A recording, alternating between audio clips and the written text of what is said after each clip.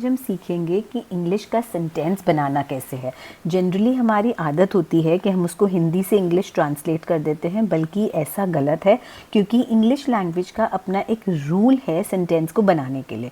तो चलिए देखते हैं। अब मैंने यहाँ पर एक इतना बड़ा सेंटेंस लिखा है, लालची रोहित ने टेबल के नीचे झटपट आइसक्रीम खा ली। इतना बड़ा सेंटेंस है तो मैं कौन सी चीज़ को कहाँ लगाऊँ।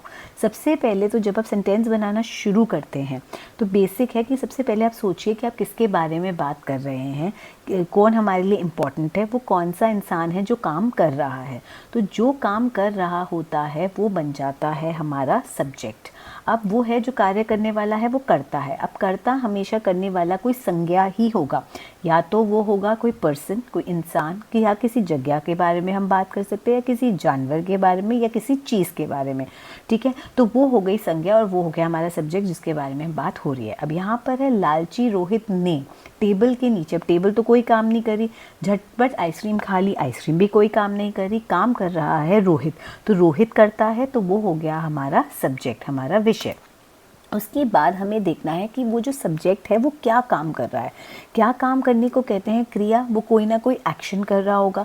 अब वो जो क्रिया कर रहा है उसके अपने रूप होते हैं इंग्लिश लैंग्वेज में। हिंदी में तो खाने को खाना ही बोलते हैं, लेकिन इंग्लिश में खाने के 3 रूप हो जाते हैं, ईट, एट, ईटन। तो हम देखेंगे कि वो रोहित जो है, जो हमारा कर्ता है, वो किस काल में बैठा है। जैसे मैं कहूँ लालची रोहित ने टेबल के नीचे झटपट आइसक्रीम खा ली। खा ली मतलब खाई थी, तो खाई थी तो मतलब क्या होगा, एट। मैं पास्ट की बात कर ली हूँ कि उसने काम कर दिया था, तो मैं पास्ट में जब बात करूँ तो हम सेकेंड फॉर्म ऑफ वर्ब लगाते हैं, ईट, एट और ईटन। तो मैंने सोचा कि पास्ट की बात है तो मैंने लगा दिया रोहित एट। मेरा आधा सेंटेंस बन गया कि रोहित ने आइसक्रीम खा ली। रोहित खा ली, अब ये बन गया रोहित खा ली, लेकिन रोहित ने क्या खा ली। अब हमारी जो दूसरी संज्ञा होती है, हमें देखना है कि हमारा कर्ता जो है वो किसके ऊपर काम कर रहा है या किसके साथ काम कर रहा है। अब यहाँ देखो, लालची रोहित ने टेबल के नीचे, वो टेबल के नीचे तो बैठा है पर टेबल से कोई काम नहीं कर रहा। टेबल के नीचे झटपट आइसक्रीम खा ली, क्योंकि मैंने एक्शन क्या लगाया, ईट, तो वो टेबल तो नहीं खा सकता, तो वो कुछ और खा रहा है। मतलब रोहित एट, क्या खाया रोहित ने कोई ऐसी चीज़ खाई, कोई ऐसी संज्ञा थी जो खाने लायक थी। टेबल, यहाँ पर मेरी 2 ही संज्ञा बची है, एक टेबल और एक आइसक्रीम। तो रोहित टेबल तो खा नहीं सकता, तो रोहित ने आइसक्रीम ही खाई है, तो मैंने लिख दिया रोहित एट आइसक्रीम। ये तो हो गया मेरा बेसिक सेंटेंस पूरा, जहाँ पे रोहित था मेरा सब्जेक्ट, एट था मेरा वर्ब और आइसक्रीम था मेरा ऑब्जेक्ट। अब इस सेंटेंस को और सुंदर कैसे बना सकते हैं, अब हम देखते हैं हमारा क्या क्या रह गया है। रोहित हो गया, आइसक्रीम हो गया और खाली हो गया। अब बच्चा हमारा लालची रोहित। अब लालची रोहित, जब भी हम अपनी संज्ञा को डिफ़ाइन करते हैं, अपने सब्जेक्ट को डिफ़ाइन करते हैं, अपने विषय को डिफ़ाइन करते हैं, तो हम क्या लगाते हैं। अब हम जब अपनी संज्ञा की विशेषता बताएं, मैं अब अपनी संज्ञा से क्वेश्चन पूछूं, मेरी संज्ञा कैसी है, रोहित कैसा है, तो मुझे जवाब में क्या मिलेगा, विशेषण, जिसको हम इंग्लिश में कहते हैं एडजेक्टिव। अब मेरा रोहित कैसा है, लालची है, तो मैं हमेशा अपना जो है सेंटेंस में फिट करने के लिए मैंने अपना विशेषण लगा दिया, मैंने उसको और बना दिया, ग्रीडी रोहित एट आइसक्रीम। यहाँ पे ग्रीडी हो गया मेरा विशेषण, रोहित मेरा सब्जेक्ट, एट मेरा वर्ब और आइसक्रीम मेरा ऑब्जेक्ट। ठीक है, अब लालची रोहित हो गया, ने टेबल के नीचे तो अभी हम बात करते हैं, झटपट आइसक्रीम खा ली। अब खा ली तो उसने एक्शन कैसे किया। अगर मैं अपने क्रिया से क्वेश्चन पूछूं कि उसने अपना एक्शन कैसे किया, उसने काम कैसे किया, कार्य कैसे हुआ, तो जब भी हम अपनी क्रिया से पूछे कि काम कैसे हुआ, तो हमें जवाब में मिलता है एडवर्ब। ठीक है, अब जैसे रोहित ने आइसक्रीम कैसे खाई, झटपट को क्या कहते हैं, क्विकली।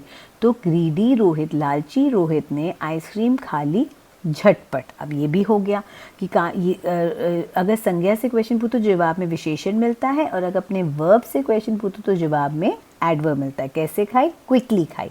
रोहित कैसे खेलता है, प्लेज में कैसे खेलता है, खुशी से खेलता है, हैप्पीली। तो जो आपकी क्रिया को डिफाइन करता है उसको हम कहते हैं एडवर्ब। ठीक है, उसके बाद आपका अब आया टेबल के नीचे।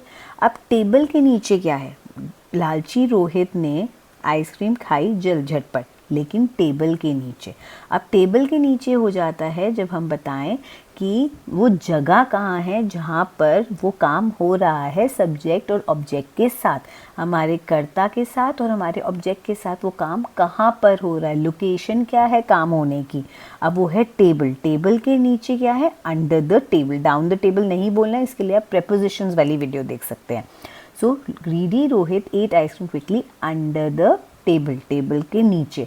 तो देखिए कितना आसान हो गया अगर हम सिस्टमैटिकली सोचें। पहले हमें सोचना है हमारा कर्ता क्या है, फिर वो कर्ता काम क्या कर रहा है, फिर किसके साथ वो काम कर रहा है, वो क्रिया जो है क्रिया किस पर हो रही है, आइसक्रीम के ऊपर। फिर वो कर्ता के बारे में अगर कोई इन्फॉर्मेशन है तो वो हमारा विशेषण है, और अगर वो कैसे खा रहा है तो उसको हमने यहाँ लगा दिया एंड में, क्विकली खा रहा है, और फिर जगह बता दी अंडर द टेबल।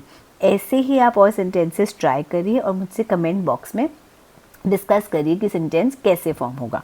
उसके बाद आ जाती है कंजंक्शन, जिसमें मैंने यहाँ पर नहीं यूज़ करी। कंजंक्शन होती है दो वाक्यों को जोड़ना। अब यहाँ पर दो वाक्य हैं, अब कैसे जुड़ते हैं, जैसे मैंने कहा रोहित क्रिकेट खेलता है और उसको गेम पसंद है, ठीक है। अब दो सेंटेंस है, रोहित क्रिकेट खेलता है अपने आप में एक सेंटेंस है, उसको क्रिकेट की गेम पसंद है, तो मैं इन दोनों को जोड़ के कह सकती हूँ, दोनों पॉजिटिव सेंटेंसेज ही हैं जो एक ही इन्फॉर्मेशन दे रहे हैं कि Rohit pledge cricket because he likes the game, की उसको पसंद है। फिर है रोहित क्रिकेट तो खेलता है लेकिन पढ़ता नहीं है। तो दो कॉन्ट्राडिक्टरी सेंटेंसेस है कि क्रिकेट खेलता है एक पॉजिटिव बात है रोहित के बारे में, और वो पढ़ता नहीं है वो एक नेगेटिव बात है। तो जब एक पॉजिटिव और नेगेटिव को जोड़ते हैं तो किससे जोड़ते हैं, बट से। रोहित खेलता तो है, ही प्लेज क्रिकेट, लेकिन but he does not study. तो जो दो सेंटेंसेस दो वाक्यों को जोड़े उसको कहा जाता है कंजंक्शन।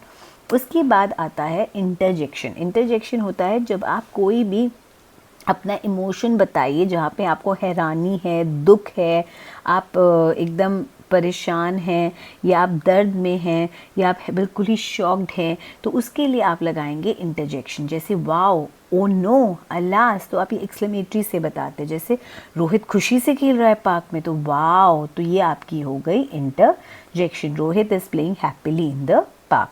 तो ये तो मैंने आपको एक बेसिक आइडिया दे दिया पार्ट्स ऑफ स्पीच का, कि कौन सी पार्ट ऑफ स्पीच का क्या रोल है और वो सेंटेंस में कैसे यूज़ होता है। अगर आपको कोई और डाउट है तो आप कमेंट बॉक्स में लिख सकते हैं, और अगर वीडियो पसंद आई हो तो please like, subscribe and share ज़रूर करिए। Thank you.